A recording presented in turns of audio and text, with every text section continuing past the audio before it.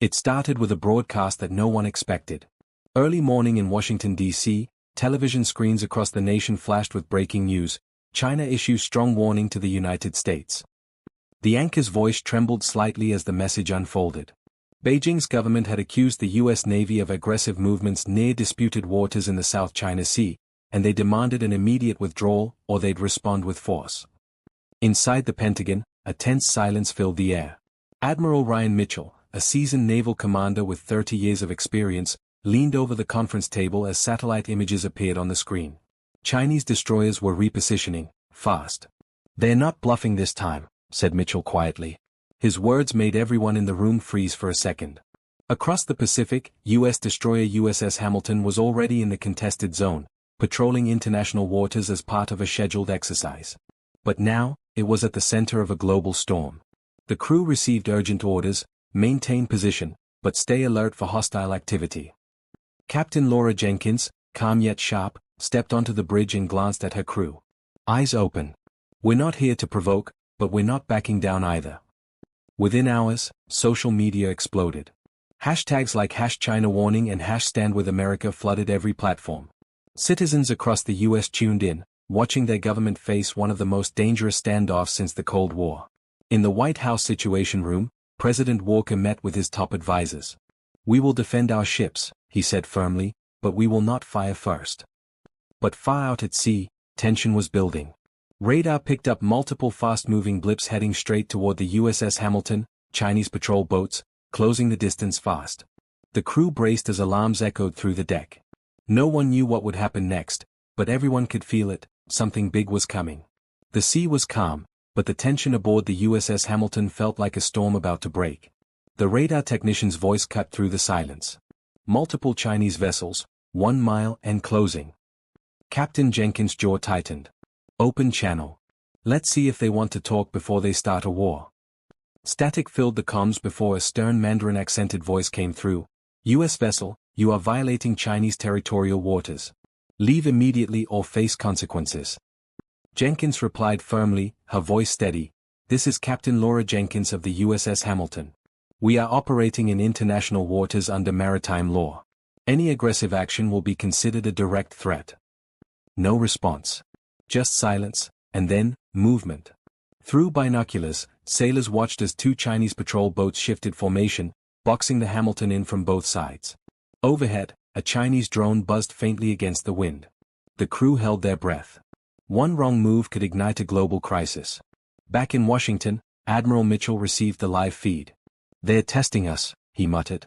Intelligence officers reported that Chinese state media was already broadcasting the encounter, framing it as American aggression. The narrative war had begun before a single shot was fired.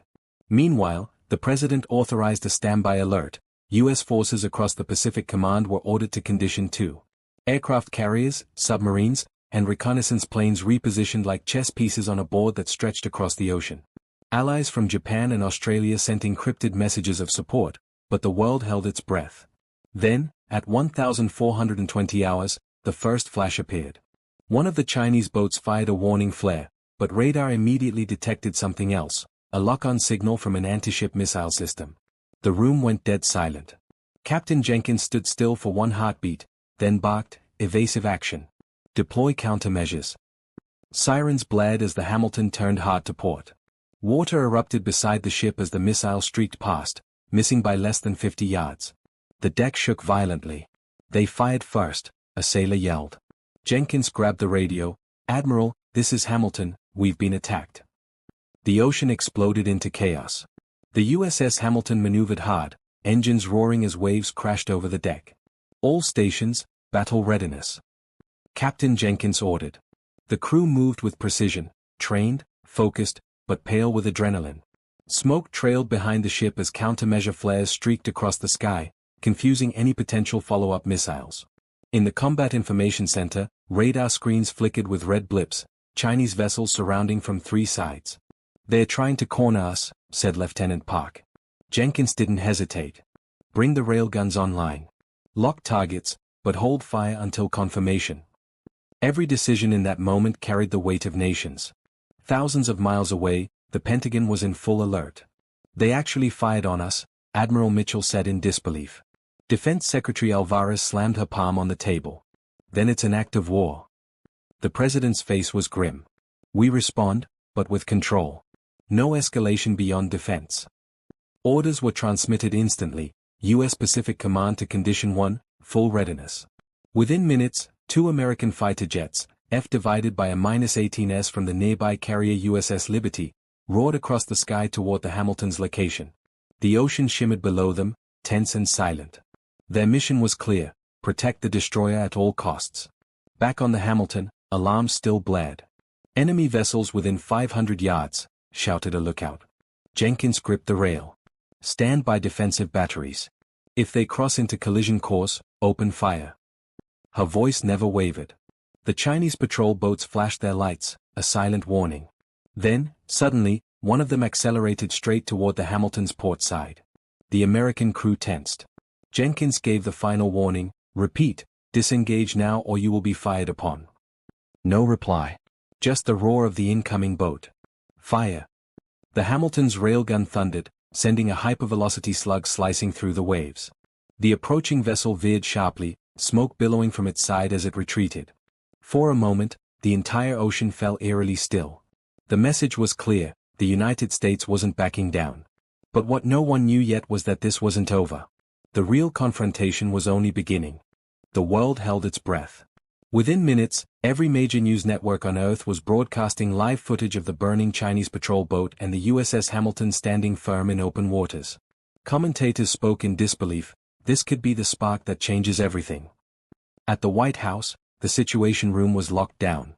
President Walker stood before a wall of screens showing satellite feeds, naval reports, and social media chaos. What's Beijing's response? He asked sharply. The intelligence chief replied, they're denying they fired first. State media claims the U.S. attacked them unprovoked. Walker turned to Admiral Mitchell. Can we prove otherwise? The admiral nodded grimly. We have radar data, real-time video, and signal intercepts, all showing they locked onto us first. The president took a deep breath. Then we'll show the world the truth. That evening, the U.S. released the footage publicly, clear, undeniable evidence of Chinese aggression. Within hours, allies from NATO, Japan, and Australia voiced their support. Beijing suddenly changed tone, calling for calm discussion and blaming a rogue naval commander for the missile launch. Behind closed doors, both nations knew how close they'd come to disaster. Meanwhile, on the USS Hamilton, the crew stood on deck, exhausted but proud. The ocean was quiet again, a strange, heavy silence after the storm. Captain Jenkins looked toward the horizon. Sometimes, she said softly, peace is just the space between two warnings.